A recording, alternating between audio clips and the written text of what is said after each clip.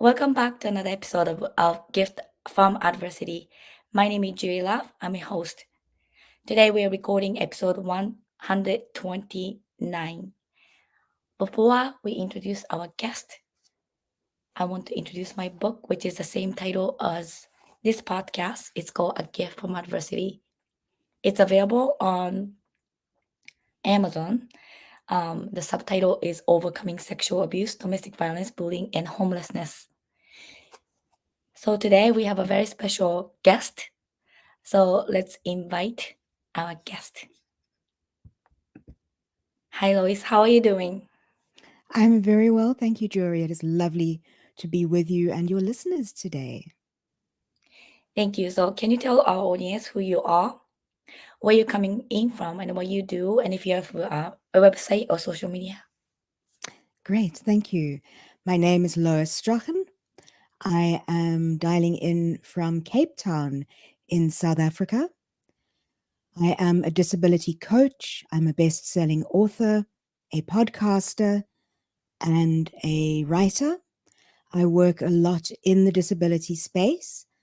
And my website, which is the best way to get through to all of my other social media as well, is loisstrachan.com. And that's LOISSTRACHAN.com. loisstrachan.com. How is South Africa?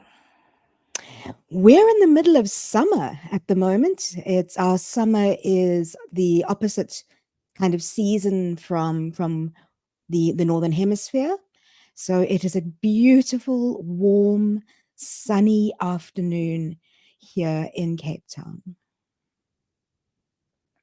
Thank you so much. So, let's dive into the first question.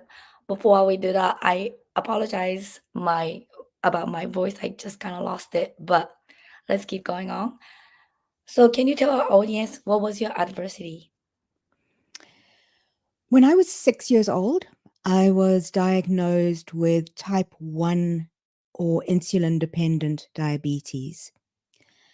And what very few people seem to know at the time is that long term living with diabetes can result in certain side effects. And what that meant for me was that when I turned 20, I started developing problems with my eyesight. I had 12 or 15 months of laser surgery on my eyes just to try and clear the problem and clear my eyesight. That didn't work. It was followed by 6 surgical operations, which also didn't work. And at the end of that, I was declared totally blind.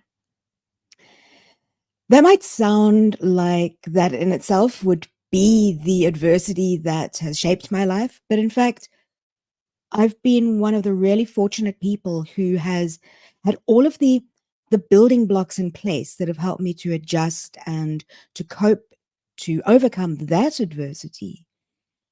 The difficulty that I think I face in my life nowadays is really more around other people's responses to what they believe disability means, to what they believe that blindness means, and the limitations that they try to impose on me, that the adversity becomes struggling to overcome those challenges.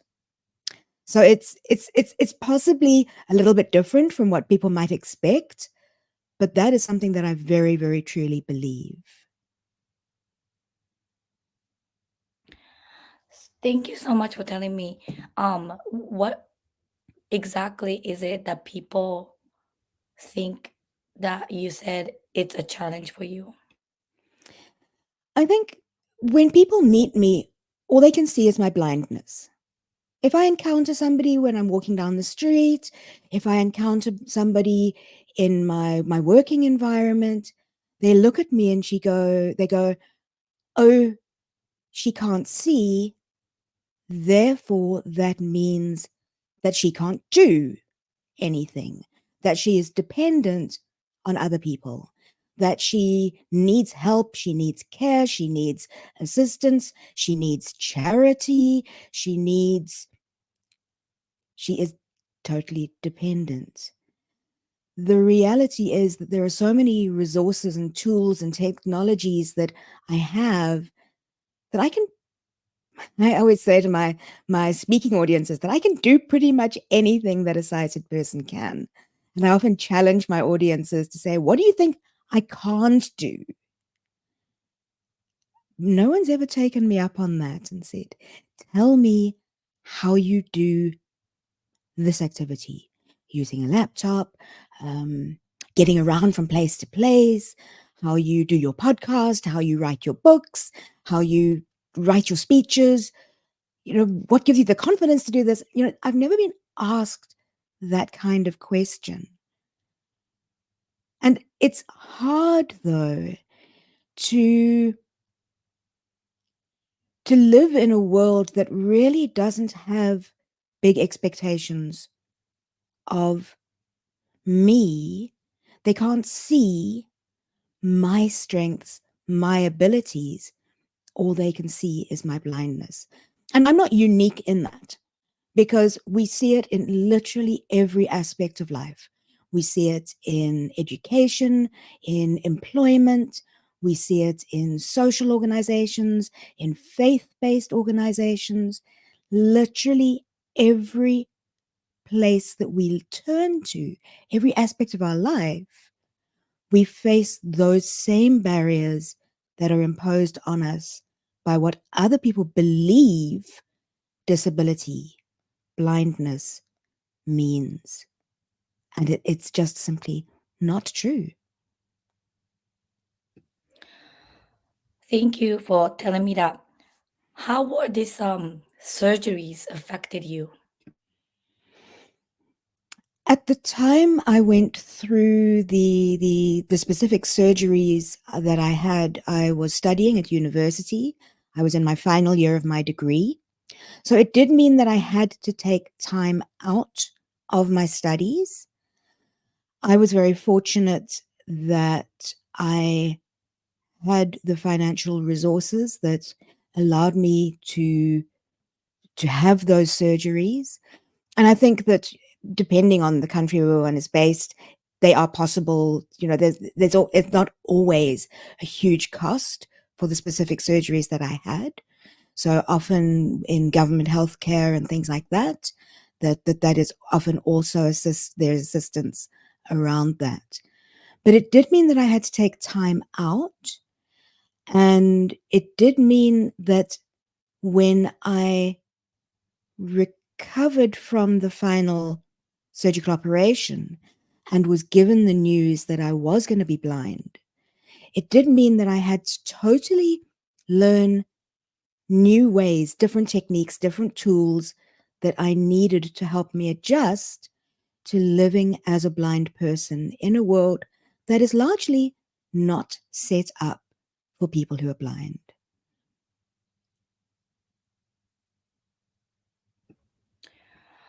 Well, thank you so much for telling me that. Um,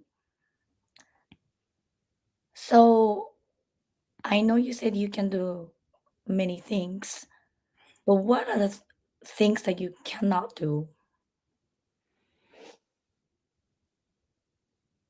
You know, this is where I seriously struggle to even think about things that are an obstacle for me. Yes, it may take me time, more time to do things.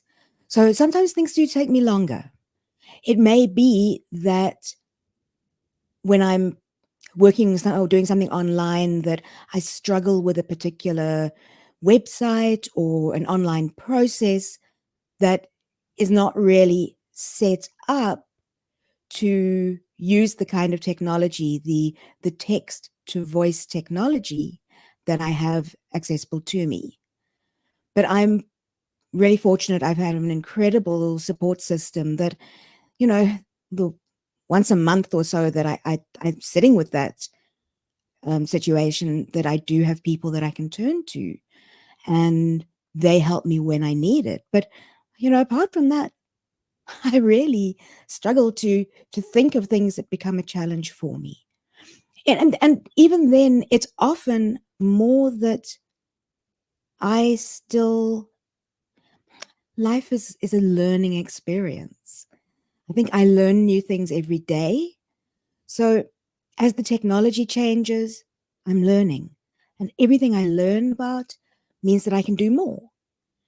Um, Also, as the world becomes a little more aware of the existence and the need of a productive community of people living with disabilities, they're learning more around accessibility, what our needs are in terms of access.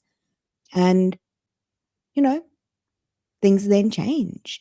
So I often say that just because something isn't possible for me now, it may be that I need to learn something new, a new technology, a new app, a new technique.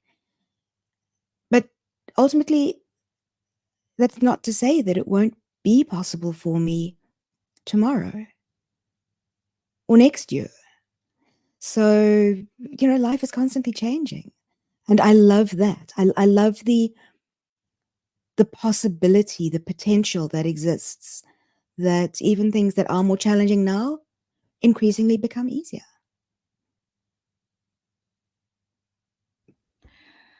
So in America, we have American Disability Act that's from 1990. How about South Africa? In South Africa, we don't have the same policy um, in place to preserve the rights of people with disabilities. I understand that something is being developed, but at this stage, there isn't anything in place. And I think that does have certain implications because we don't have the legal protection to say we need for things to change. And if you don't change things, we can take you to court. There are certain rights enshrined in our Bill of Human Rights that is part of our Constitution. And that's an incredibly powerful document. So we can use that as a way to get our accessibility, our rights um, to be put in place, to get things to be changed for the better. But it's an incredibly long and incredibly costly process to do that. And a lot of South Africans do not have the financial means or the knowledge of how to work within the system to affect the change that we want to see. And it is something I am almost on a daily basis. I am reminded of how incredibly fortunate I am that I have the resources and the knowledge at my fingertips that I do, because there are so many people living in South Africa and in the world who don't have those same opportunities. What are those opportunities? For me, I think it comes down to a number of different things on personal level, on a social level, on an environmental level, and yes, on a financial level. So, on a personal level, you know, I have people often telling me that they find me incredibly resilient, incredibly flexible. And part of that comes from, I think, my very early days as a child when I loved the ability to solve problems, to solve puzzles. And back in those days, those looked like games. They were word puzzles, word searches, things like that, and or picture puzzles. that I used to make back when I was sighted. Nowadays, because with my blindness, solving puzzles, solving problems looks more like being able to take a new task or something that's a challenge or something that's a problem for me and breaking it down into small steps that I need to figure out. And that often helps me to get through the challenges that I'm facing. So that's the first thing I think in terms of the opportunities that I have.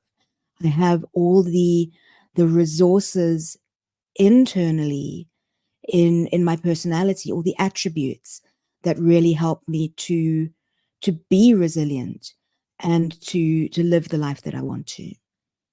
In terms of my social support and my opportunities there, I do have an incredibly strong support base with my family and my friendships, my colleagues, and the people the network that I have. I'm also very tapped into the various organizations in South Africa and around the world who are there to support people living with disabilities. And I tap into those networks and those tools and those organizations whenever I feel the need.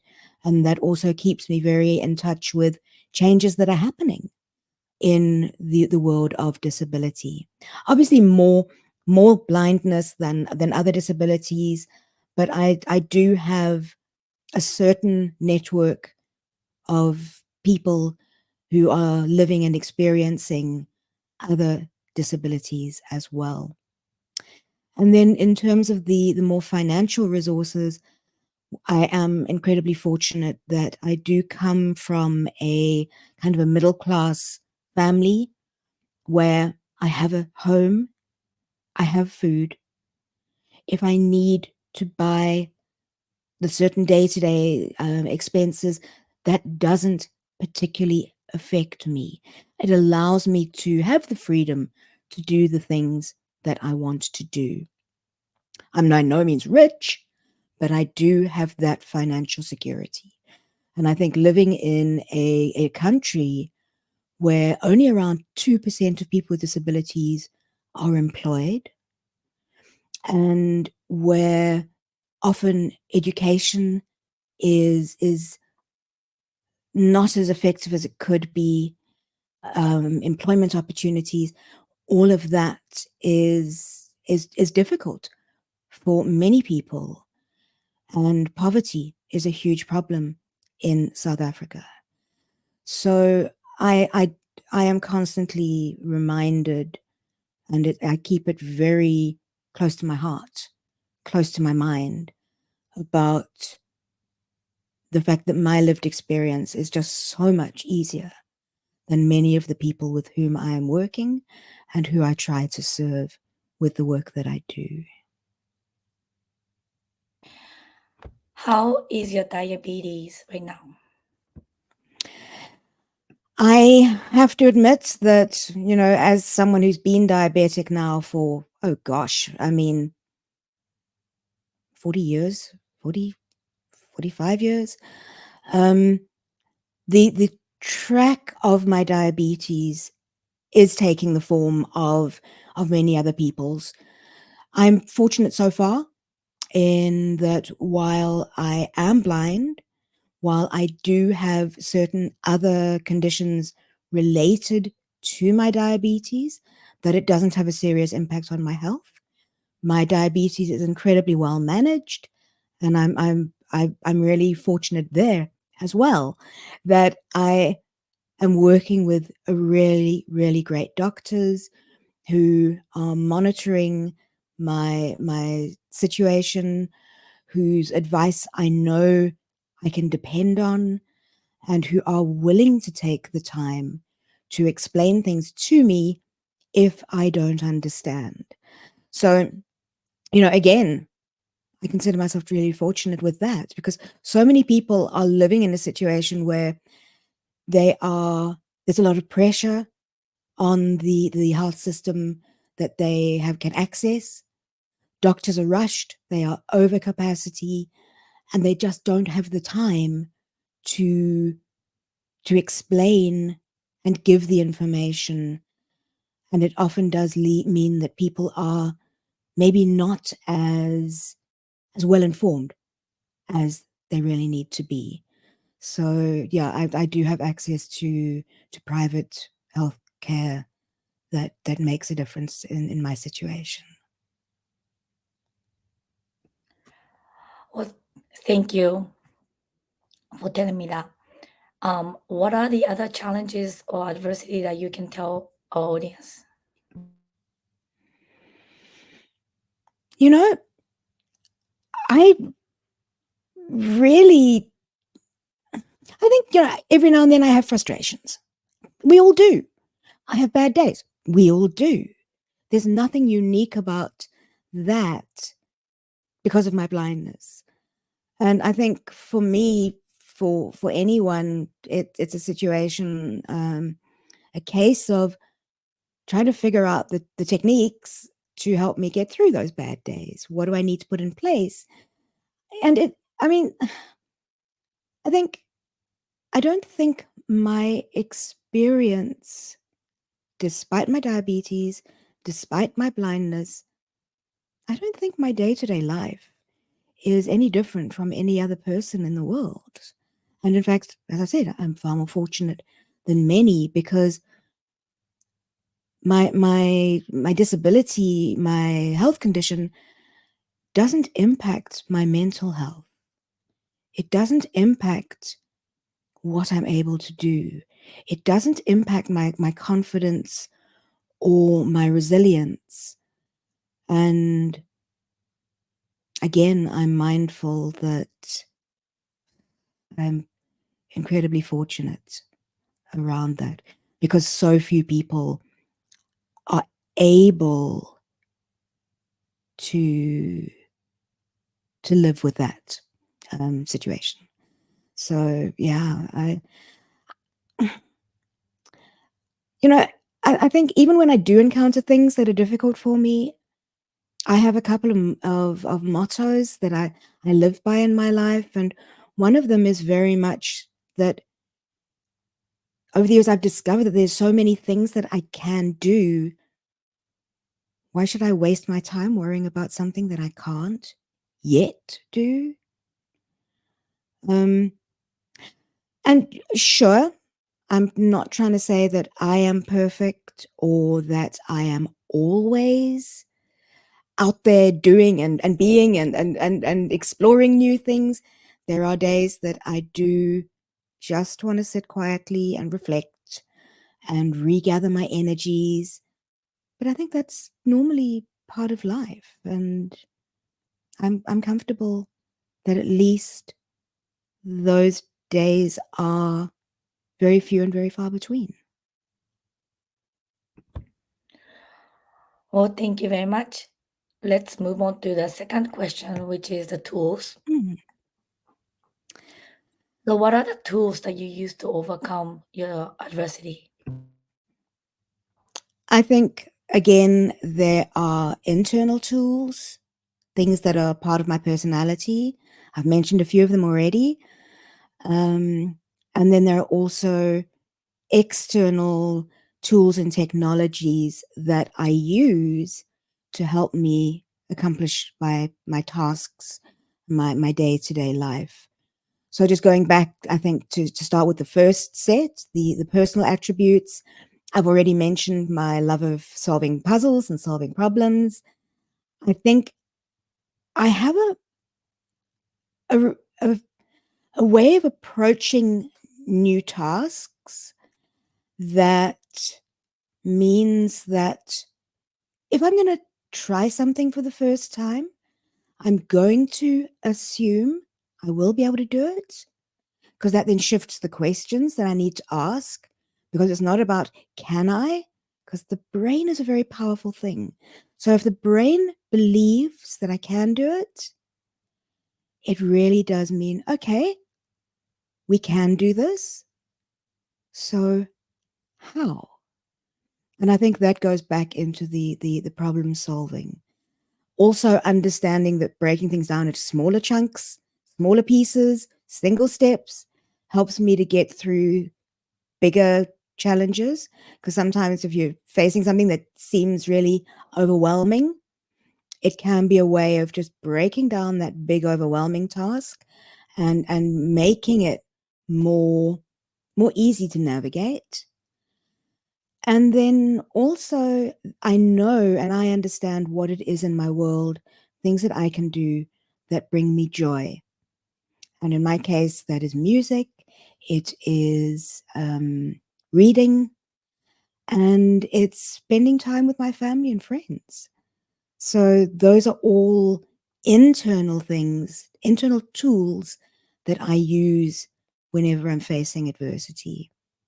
I also believe very strongly that communication is important, and I am unafraid to use my voice, use my advocacy skills to try and change what other people believe, what they think, what they try to impose on me in terms of the limitations. And then, as I've said, my support system is incredibly strong, and that's an incredible tool that is there for me in support. But mostly, I think the tools that I find are the things that I'm using on a fundamental day to day basis are tools like technologies and things that have been put in place specifically to help people who are blind to accomplish tasks.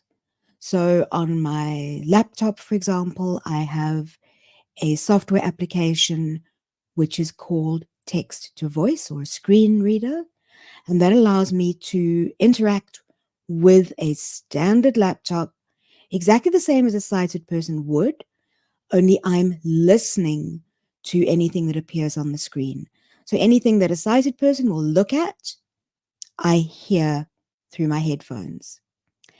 And then I type in, or I'm able to dictate if I want to input information, and I'm able to do all of the normal things. And I can use any of the normal products that people use.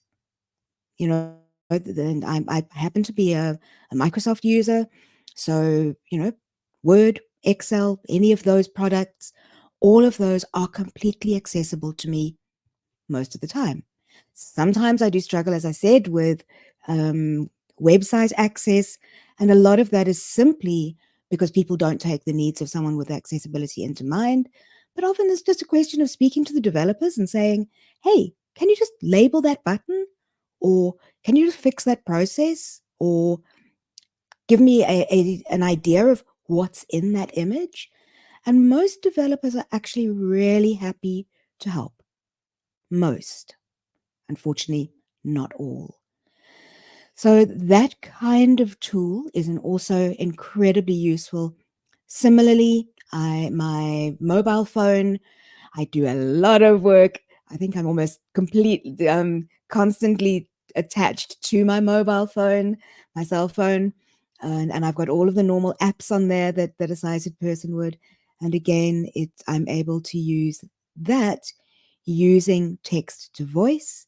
So as I run my fingers over the screen, my voice reads out to me what is appearing on the screen before me. So it'll be the icons or the application names and all of that. And then I just use a system of gestures, of swipes and taps to allow me to engage with the technology. Included in that is things that assist with navigation.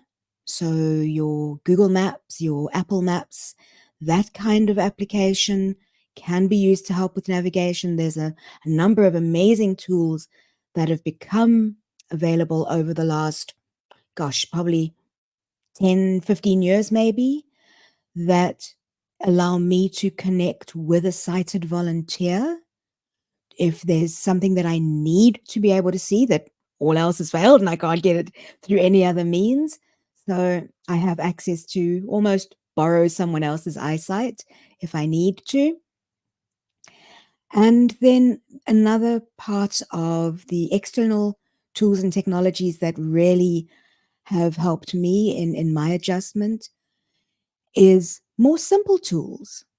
As many people, I first who become blind, I learned to use a white cane to help me navigate the world around me. My white cane skills are really not good. So I was very much happier to start working with a guide dog. And I've worked with three different guide dogs over the last number of years. And they've been incredible helpmates in helping me gain back the confidence to move around, to gain the independence of, as a way to navigate my world. I unfortunately, my most recent guide dog, Fiji, passed away at the end of last year. So in October 2023. So I'm back to using my white cane, with all of the fun times that that brings with it, and all the uncertainties that brings with it for me. And they're different tools. For me, I prefer a guide dog. It doesn't make it better as a tool. Other people are much more happy using a white cane than they are using a guide dog. And many people who are sight impaired don't need to use either a cane or a guide dog. It doesn't mean that they're not visually impaired in some way. But, that's another one of those stereotypes that people kind of think. If you have a visual impairment, you are automatically totally blind, which isn't entirely true. Very, very few of us are totally blind with no usable vision. And yeah, I think the final tool that has been incredibly valuable is the amount of information that is out there in the world. Be that online. Online is incredibly powerful. There's so much information, sometimes almost too much. And navigating the space of knowing what is usable information that can be valuable to me and what is not appropriate for my situation, that's a bit of trial and error sometimes. But there is a lot of information out there, and I'm really, really fortunate that I live in a time that I do have access to all of that information. Because back when I lost my sight, I didn't. In the early 90s, there wasn't as much information out there, and there wasn't the technology available that meant that I could hop onto the internet and research things. And then the final tool that I think I'd like to mention is the number of organizations who are working to serve the needs of people living with disabilities. In every situation, every location, those may look different. They may be different places, different organizations, different people, different tools and resources, but it can be anything from medical professionals, it can be OTs, and it can go down to across to people like orientation mobility specialists, technology specialists, and there are usually people that we can reach out to in order to help us to overcome a lot of the challenges that do come up when adapting to blindness, adapting to any change in one's life experience. So, internal, personal, social, and really external. All of those are tools that I think I'm very fortunate to be able to access. What? Thank you. My last question is, what was the Hmm. gift that came from it? I've listened to a couple of your episodes, so I expected this question. I knew it was coming, and you've also been really good about communicating the structure of your show. So I've known the question was coming, and every time I think about answering the question, I have a different answer.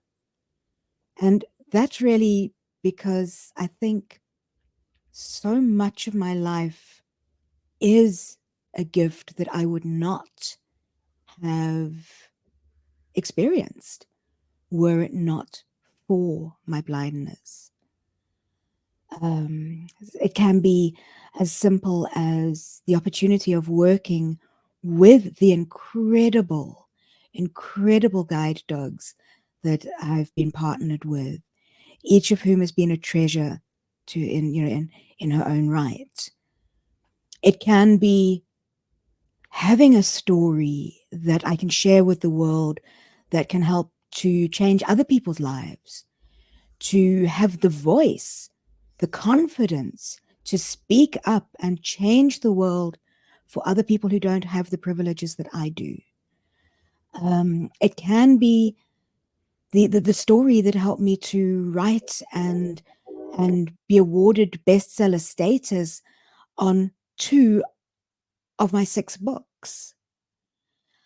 But I think most the gift that for me is the strongest one that I experience currently is the gift of knowing that everything that I have, everything that I've done, the person that I am today, that I'm able to use all of that in my work as a disability coach to help others, to guide them through the same challenges or similar challenges or slightly different challenges that they are facing in their lives, and hopefully to make a difference in their lives. Well, thank you very much for coming to the show. It's been a real pleasure to chat to you today, Juri. Thank you so much for taking the time to learn a little bit about my story. And I really hope that you recover your voice soon. Thank you. And thank you to our audience, and see you next time.